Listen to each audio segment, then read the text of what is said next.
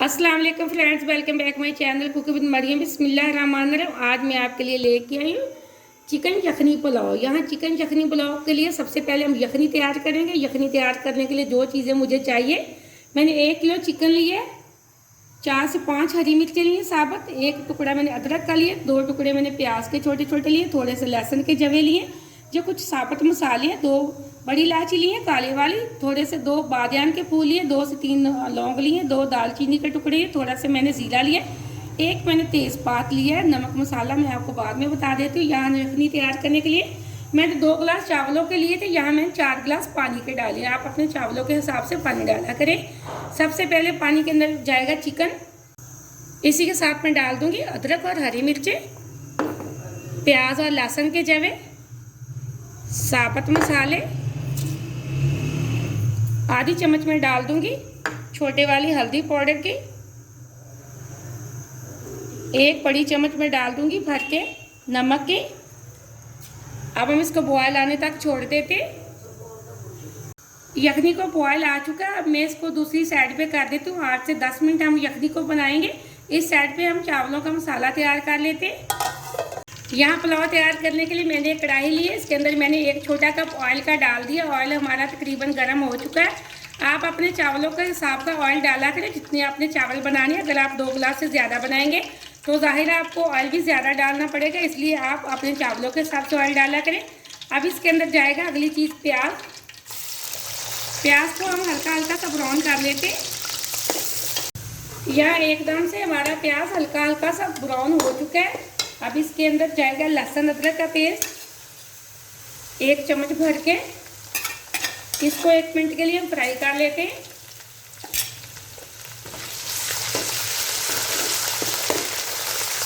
लहसुन अदरक के पेस्ट को मैंने अच्छे से फ्राई कर लिया, बिल्कुल उसकी स्मेल ख़त्म हो चुकी है। अब इसके अंदर डाल दूंगी टमाटर, 1 अदद मैंने लिए, उसके छोटे छोटे मैंने पीस बना लिए। अब इसके अंदर जाएंगे कुछ मिर्च मसाले। हम इसके अंदर डाल देंगे लाल मिर्च पाउडर, आधी छोटी चम्मच, 1 भर के चम्मच डाल देंगे हम नमक की। कुटी हुई लाल मिर्च हम डालेंगे 1 बड़ी चम्मच।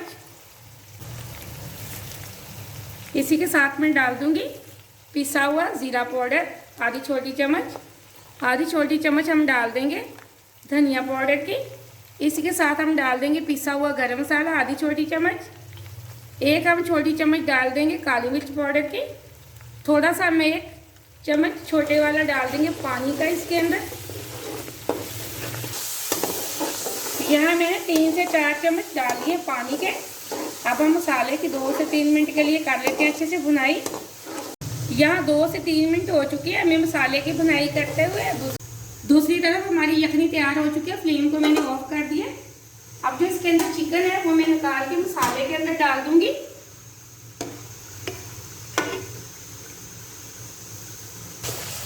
यहाँ मैंने सारा चिकन मसाले के अंदर डाल दिया। अब हाई फ्लेम पे हम इसकी भुनाई करेंगे तकरीबन 4 से 5 मिनट।